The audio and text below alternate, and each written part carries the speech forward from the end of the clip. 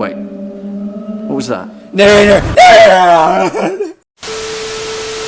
Reapers, what's is good? It's your boy Laser. He's always back with another scary reaction video. He's on the scary content. So I continue to do that. I was reacting of 5 scary moments you thought you were alone. Guys, you ever just be chilling at night, bro? Fapping your meat and then, oh look, it's my fucking sleep ass, Steven. Now, if you guys enjoy scary content, more scary videos, features, hit the like button. You subscribe to the notification bell icon. I'll stream every night on Twitch. Go check out streams, fucking amazing. Let's dive straight in this video. Find out in 5 Here we scary go. moments you thought you were alone. Hey, Sydney.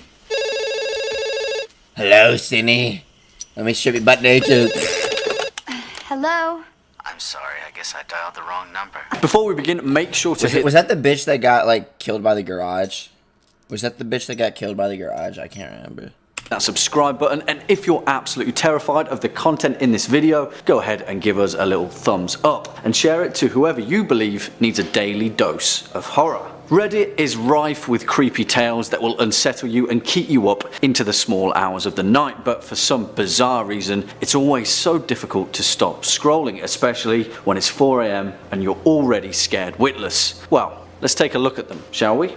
Kicking us off at number 5, we have The Creepy Artist. A Reddit user who will otherwise remain anonymous details a bizarre encounter that occurred in broad daylight sometime in 2014. It was the height of summer and she was home alone in her apartment enjoying a bright, warm afternoon. Well, that all abruptly ended when she heard her doorbell ring. As she opened it, a young, unassuming man stood in the frame holding a large square bag. Being a Canadian who, as we know, are incredibly polite individuals, she struck up a conversation with the man. Yeah, bro, Canadians in a nutshell.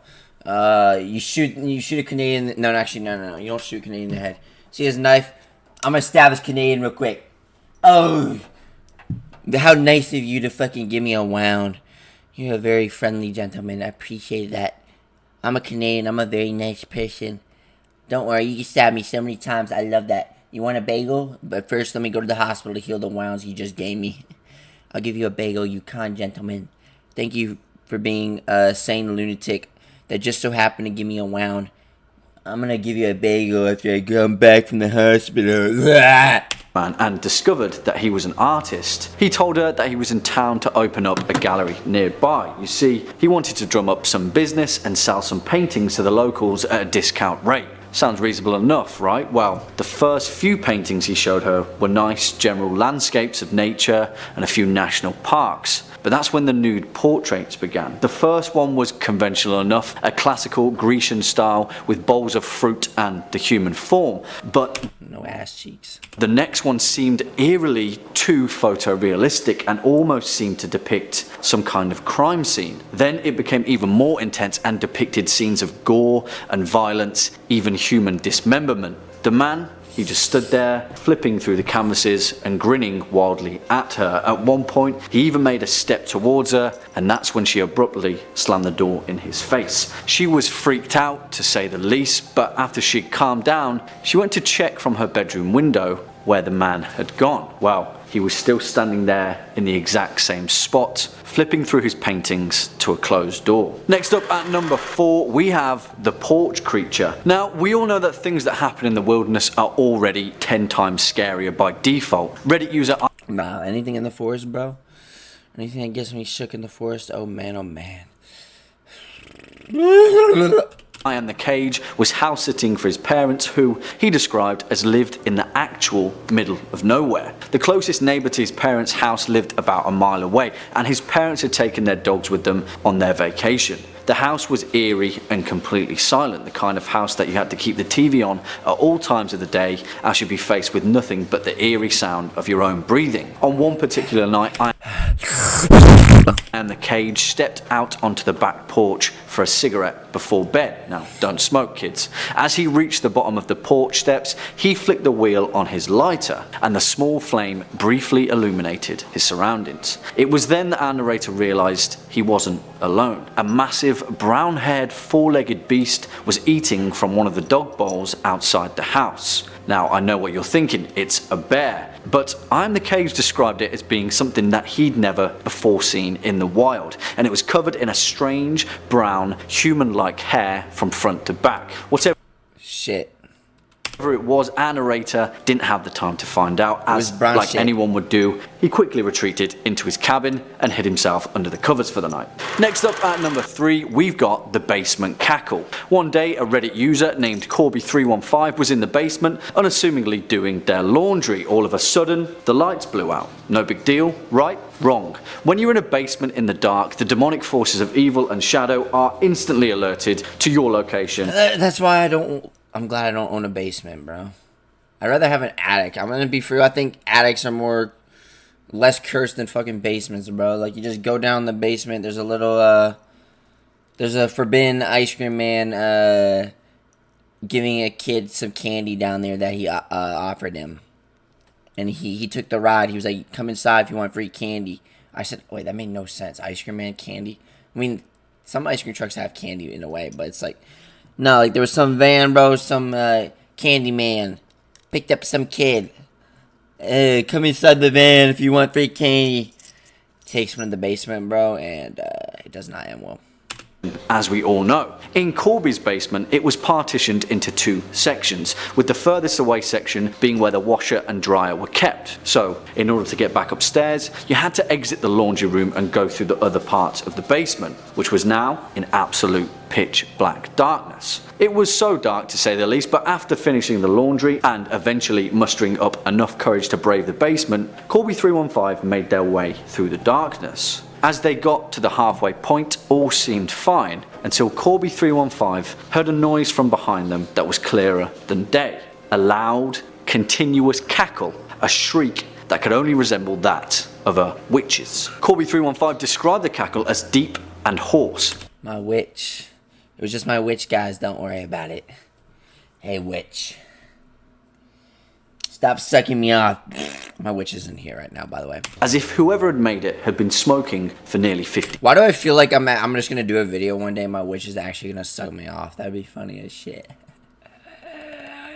Years. Whatever it was, they didn't stick around long enough to find out, wisely so. Coming in at number 2, we've got the Bonville Trail. Years ago, Reddit user 7spaces, who lived in Utah, was a keen hiker and camper, and they headed out one weekend to the Bonville Shoreline Trail. On this particular occasion though, he decided to take a trail that he'd never walked before. Good idea? It rarely is. After hiking a few miles up the trail, he came across a bend where 2 trees had apparently been uprooted. Seemingly though, they'd been placed over the trail in a way that resembled an archway. This is where things get weirder, because at the end of each tree were 2 big elk skulls purposefully put into place. 7spaces describes the skulls as being placed to look directly at you. Dude, anything skull related I love, man. There's a reason I have so many songs with like skeletons or skulls, man.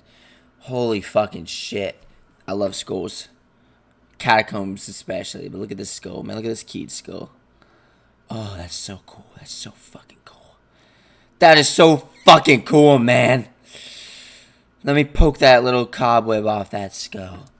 No, I think skulls, like, just the idea of like seeing like a skull in like a middle of like a forest. That's cool as shit.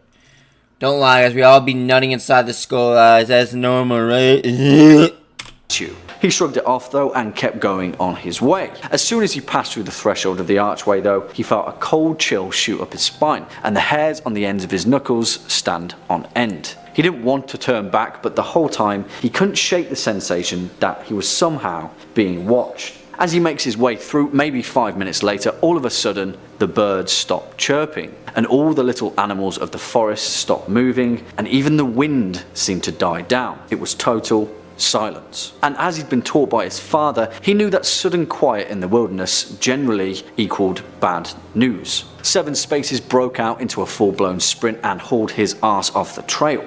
He didn't see anything, but he knew at that very moment that something or someone was stalking him. He could feel their eyes burning into him as he ran back down the trail. Nah, dude, you know that feeling like you're just, you're being watched by everyone, but like, you're really not? I don't know, like, no, other way around. Like, you think you're alone, but like, you have this feeling that everyone's like watching you, and deep inside everyone is. I don't fucking know. I watched it, but speaking of that, like, kind of unrelated, kind of related in a way, I saw this fucking video by Casey Neistat, you know, that YouTuber. He said it best. Nowadays we think that like everyone is like watching us, judging every move we make. When like this goes out to all the creative people out there like me. Like nobody gives a shit. Like I tell people all the time, like just do what the fuck you want to do, man. There's always gonna be that one person in life that's just gonna have something to say, no matter what you're doing, like good or bad. Like I tell people this all the time, like just do what the fuck feels right to you. Like, you know what I'm saying? You are who you are for a reason. Everything that's on your mind is just like literally God showing what he has for you. Everything you ever desire. But the only limit we have is ourselves, literally. Like nowadays we think that everyone's watching us when really nobody gives a flying fuck. Like it seems like you think that everyone's watching when nobody really cares. Even if like you're popping off, I don't know, you're like getting hella clout or some shit, like nobody gives a fuck. That's the only limit. That's like the biggest limit we have, bro. The only limit we have is ourselves. That's what stops some people from achieving success or like their dreams or whatever they want to do, like passion in life. We care so much about what others think, and like when really no one cares, and there's always gonna be that one person that someone does care. You know what I'm saying? We just think too much. It's so fucking. The only limit we have is ourselves. He doesn't know exactly what it was, but he intends to never find out. And finally, at our #1 spot, we have the abandoned train tunnel.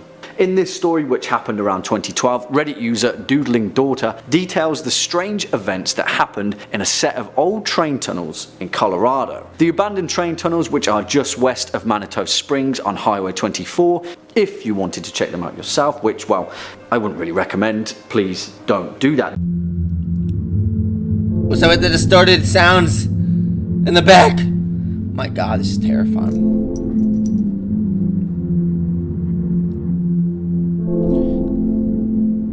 What the fuck, bro? There are a reported 7 separate caves in the train tunnel system, but as Doodling Daughter entered this particular tunnel, she was overwhelmed with a horrible feeling that she was being watched. She kept hearing strange echoes and noises, but nervously, she laughed it off. She made her way deeper into the tunnel system, and the flashlight, which she had, well, yeah, it started to die. Because that's what always happens in these situations. Right before her flashlight fully went out, she saw a white, faceless figure up ahead. It was a creepy, man-sized, mannequin-esque doll. As she inspected it, she had found that it had been stabbed with a blade where its face and groin would have been, and inside the wounds were a strange white substance. But as she went to take a vanilla cream or cellular respiration. That made no sense. Cells on the menu. a closer look, she heard footsteps shuffling behind her. Needless to say, she ran as fast as she could out of there and never went back. To this day, she has no idea exactly what went down. But after submitting her post, another Reddit user claimed that they'd been to the same tunnels and they'd found piles of bones that are supposedly related to a group of Satan worshippers that inhabit the tunnels. Well, what do you guys? I'm one of them. I'm kidding. No, God first. Imagine being a Satan worshipper, bro. Imagine bowing down to a fucking red demon the color of a hot tamale or red licorice. Satan! I'm not gonna be your thought queen, bitch. I remember I was playing that game, bro, and there was like a user called Satan's Thought Queen. Weird. Damn screwed. Think? Would you want to head down into the Colorado tunnels on your own? I think like the creepiest thing about like big open places is just like the sound, like echo, like the vibration to it. Creepy. The vibration that sounds so creepy. Wait, this is terrifying. Well, I'm fine right here at top 5 scary video. Wait, what was that? Narrator!